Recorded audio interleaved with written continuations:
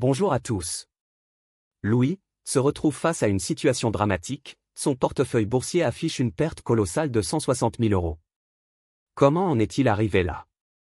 Découvrez les étapes cruciales qu'il doit suivre pour redresser la barre et les leçons à tirer de son expérience.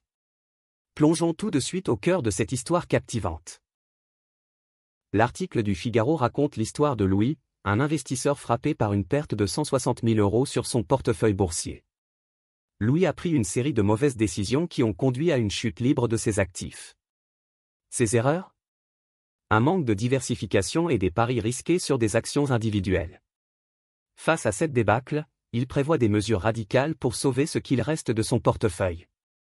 En vendant ses positions les plus déficitaires, il espère limiter les dégâts et réorienter ses investissements vers des actifs plus solides.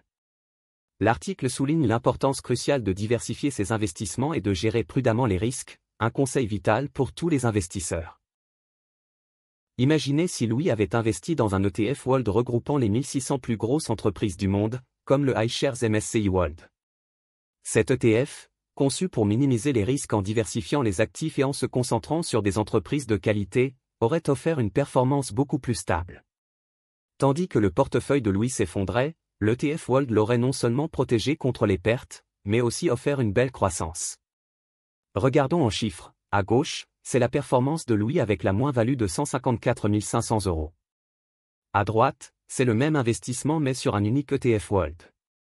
La valeur du compte serait de 1 140 000 euros.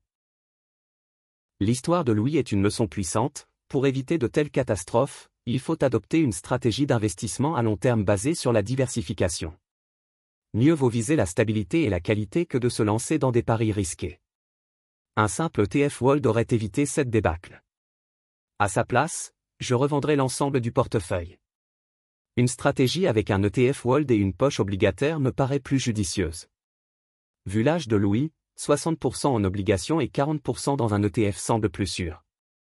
Il est important de rappeler que tout investissement comporte des risques. Assurez-vous de ne jamais investir de l'argent que vous ne pouvez pas vous permettre de perdre et considérez toujours votre tolérance au risque. Si tu veux te lancer en bourse, inscris-toi sur Trading 212 avec mon lien en description et obtiens une action d'une valeur pouvant atteindre 100 euros. À bientôt.